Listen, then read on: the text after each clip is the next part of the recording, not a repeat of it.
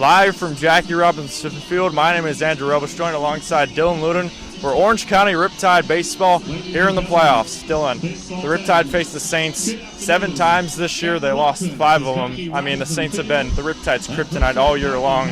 How can the Riptide come into tonight and storm the Saints and win here in Pasadena? Well, I feel like they have to have a specific game plan to target the Saints' left-handed bats, and I think that's exactly what Connor Spencer has tonight, the head coach for the Riptide. He's going to throw lefty Sammy Kova on the mound, and just, he was talking to us before the game, he's never seen anything like it. The left-handed bats, when they're facing right-handed pitching here at Jackie Robinson Stadium, it's unfathomable how well they hit the ball against right-handed pitching here. In Irvine, they also hit Riptide right-handed pitching well, but not as well as they did here in Jackie Robinson Stadium. So the key would be the left-handed pitchers. They're just going to get the job done tonight and hope the lineup goes through. Now the Riptide, they have a good amount of hot hitters right now. Rocco Gump, Patrick Hackworth, Bren Wilkinson. In the middle of this lineup, Dylan, how important is it to have these hot hitters coming into the playoffs? Well, it's huge, right? You need to have all the momentum. It doesn't matter how well you did in the regular season, really. It's all about who's hot at the right time, and that's how the playoffs are in professional sports as well. You can see it in the last World Series. Both teams in the World Series were wild card teams, and they didn't even reach 90 wins. The Riptide, they have guys that are hot in the lineup right now, batting in the heart of the order, and as well kind of batting lower, maybe 6-7, 5 roll. They have guys are if you look at the stats, maybe some of them wish they had better summers, but it doesn't really matter now.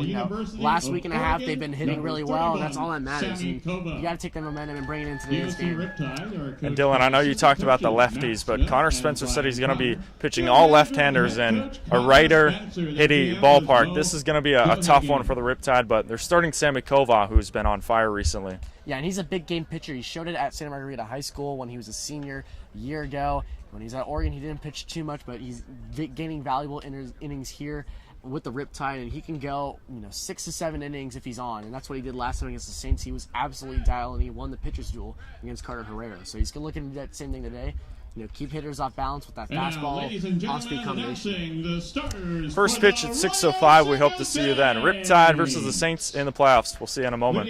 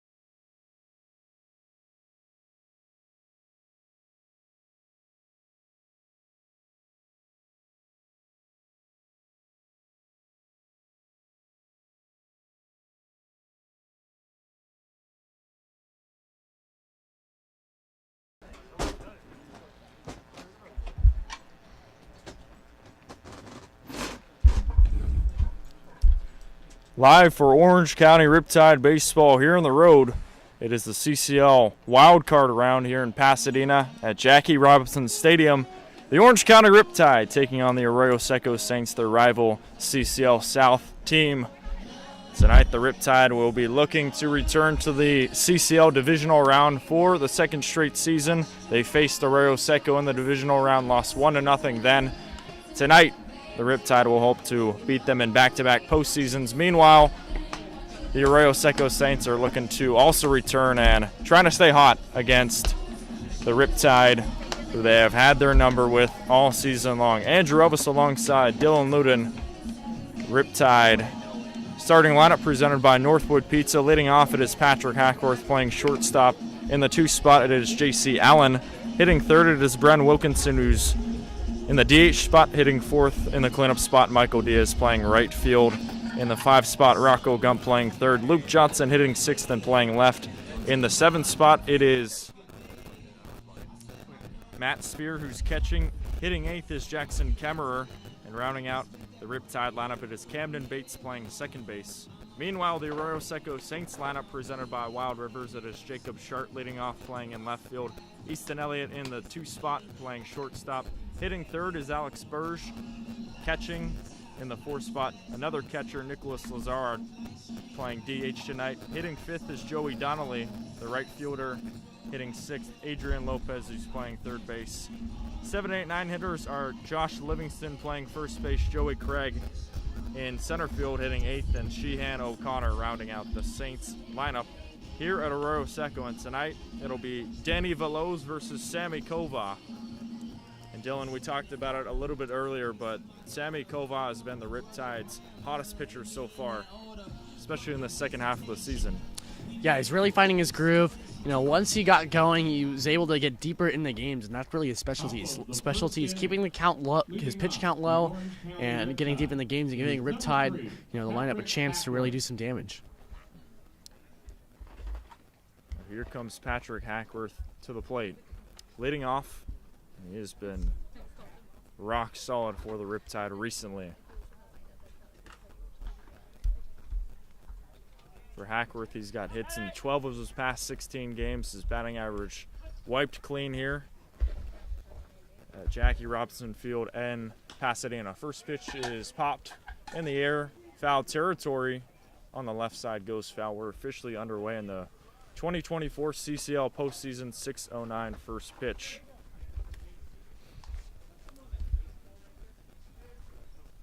For Hackworth, he hit .327 in his 2024 regular season with the Riptide. I mean, he had similar numbers last year. Even better to see him this year in a much bigger role. This one hitting the air out to right, roaming back is the right fielder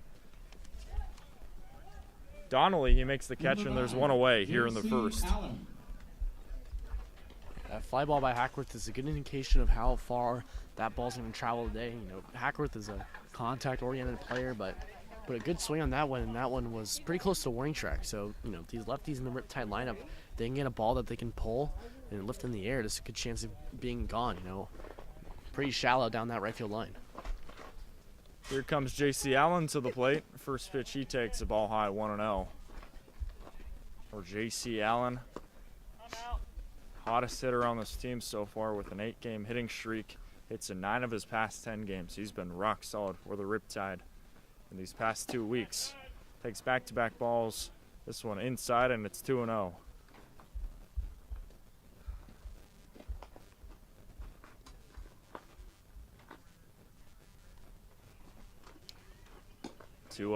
And Danny Veloz just misses the mark there. 3 balls and no strikes, 3 straight to J.C. Allen. Yeah, I think that last pitch there on that curveball from Veloz is showing how locked in that Allen is right now.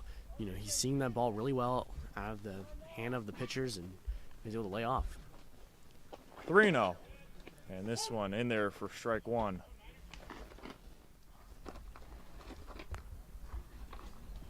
For Danny Veloz, he comes in with a 3.92 ERA, 2-2 in decisions. Strike swinging there on Allen, and it's 3-2. 29 2/3, 32 strikeouts, 9 walks, and 32 hits. He's been a big reason why the Saints are in this position hosting a playoff game. The 3-2 pitch is popped foul over our heads. This is a much different scenario or situation than the Great Park, Andrew. Usually we're pretty protected from foul balls, but you never know. If it sneaks right over the netting, it could potentially land on our table. Got to wear a helmet. Allen grounds one on the left side, fielded by Elliott. Throw to first. This one's offline. That'll be extra bases for J.C. Allen, who goes from first to second. An E6 on Easton Elliott. And the Riptide have a runner in scoring position here in the first. Now batting, number 11. Yeah, it was a pretty close play. I wonder what the scorers are going to rule it. I think it should be an infield single just because Elliott had a kind of range in the hole and wasn't sure if it was going to be out or safe, but definitely that it will be a throwing error on Elliott for allowing Allen to advance to second base. So runner at second with one out, and here comes Bren Wilkinson to the plate. Bren Wilkinson, he's got 5-game hitting streak right now currently for the Riptide. He's really been locked in recently in that catching position. Playing DH tonight. First pitch, he rifles a foul off behind home, 0-1. It just seems like he's getting more confidence as he moves up the batting order, really. He was batting, more around 6, 7, 8 hole throughout this season, but so the season progresses, he's kind of batting more up, and he's putting the ball in play more often. Second pitch to Wilkinson, a foul off, and it's 0-2 on the right side. Riptide in the regular season against the Arroyo Seco Saints played 8 games. The Saints were 6-2 against the Tide this season, including 4 home wins against the Riptide. OC has not won a game here at Jackie Robinson Field.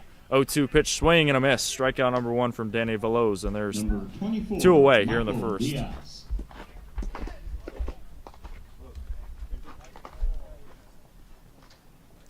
So 2 gone, and a runner at second. Here comes Michael Diaz to the plate.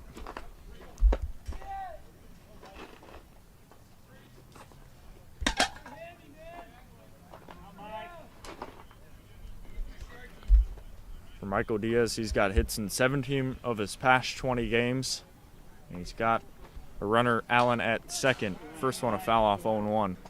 Yeah, if you also, might be paying attention at home, kind of changed his bat, using a teal and black bat, and that's the one that he launched that home run with. So it's kind of been a good luck charm for him.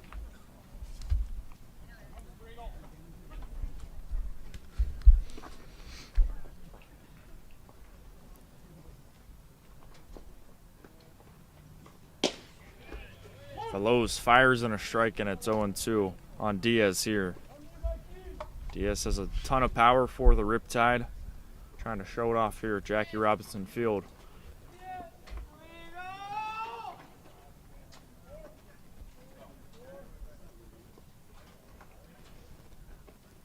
Veloz 1 strike away from getting out of the first unscathed. Here's his 0-2 pitch, and this one hit in the air out to center. Going back is the left fielder, Shardy makes the catch, and that's the final out here in the first. So the Riptide had a runner at second, J.C. Allen, but couldn't score him in, and that'll end the Riptide half here in the first inning. We'll take a break, and we will head to the home half of the first with the Saints due up.